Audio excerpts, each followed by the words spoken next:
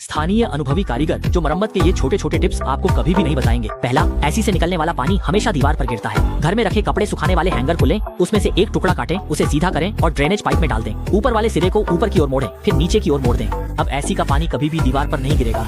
दूसरा, सॉकेट को दीवार पर फिक्स करना, यह तरीका गलत है। एक रोल सफेद टेप लें, उसे सॉकेट के छेदों पर चिपकाएं, फिर मार्कर से अलग अलग निशान लगाएं। दीवार पर सीधी रेखा खींचें, फिर टेप को उतारकर उसे तय जगह पर चिपकाएं। अंत में हर जगह स्क्रू लगाएं और टेप हटा दें तो सॉकेट बिल्कुल सही जगह पर दीवार पर लग जाएगा।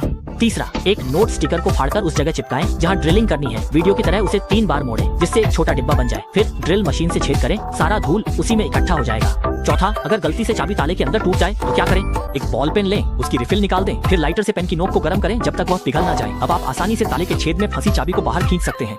पांचवा, इस्तेमाल न होने वाली टूथपेस्ट की ट्यूब के पिछले हिस्से में एक छेद करें, वीडियो की तरह ट्यूब के मुंह को उस छेद में डालें, फिर ढक्कन लगा दें। इस तरह बेकार पड़ी पाइप को आसानी से स्टोर किया जा सकता है। छठा, अगर घर में सिर्फ एक ही बैटरी बची हो तो क्या करें? मैं आपको तरीका बताता हूँ। तांबे के तार को तीलियों के चारों ओर लपेटें ताकि वह बैटरी से थोड़ा लंबा हो। अब इस तांबे के तार को स्लॉट में डालें और दोनों सिरों को पॉजिटिव और नेगेटिव आयरन प्लेट्स से जोड़ें। इससे रिमोट कंट्रोल सामान्य रूप से काम करेगा। सातवां, अगर कैंची कुंद हो गई है तो उसे फेंकने की जल्दी न करें। एक नट लें और कैंची पर चढ़ा दें, फिर दोनों तरफ से जोर लगाकर कुछ बार मोड़ें। ऐसा करने के बाद कैंची तुरंत ठीक से बंद हो जाएगी और मरम्मत के बाद फिर से तेज हो जाएगी।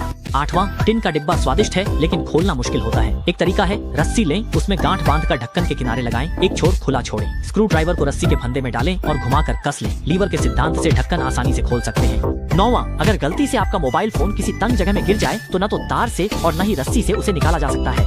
आपको एक तरीका बताते हैं। एक तार लें और उसे दोहरी परत में मोड़ लें, फिर उसे पाइप के अंदर डालें। इस तरह आप मोबाइल को फंसा सकते हैं और आसानी से बाहर निकाल सकते हैं। 10वां, इस तरह से ब्यूटी सीलेंट लगाना बहुत बर्बादी है और दिखने में भी अच्छा नहीं लगता। एक रोल इलेक्ट्रिकल टेप लें और वीडियो में दिखाए अनुसार उसे सीलेंट के मुंह पर लपेटें, बस एक छोटा छेद छोड़ें। इससे निकला सीलेंट बहुत पतला होगा, न बर्बाद होगा न देखने में खराब लगेगा। 11वां, एक स्क्रू को स्क्रू रॉड पर रखें, 2 नट्स से उसे जिया लें, फिर उसे पाइप के अंदर डालें और छोटे छेद से बाहर निकालें, फिर नट्स को कस दें।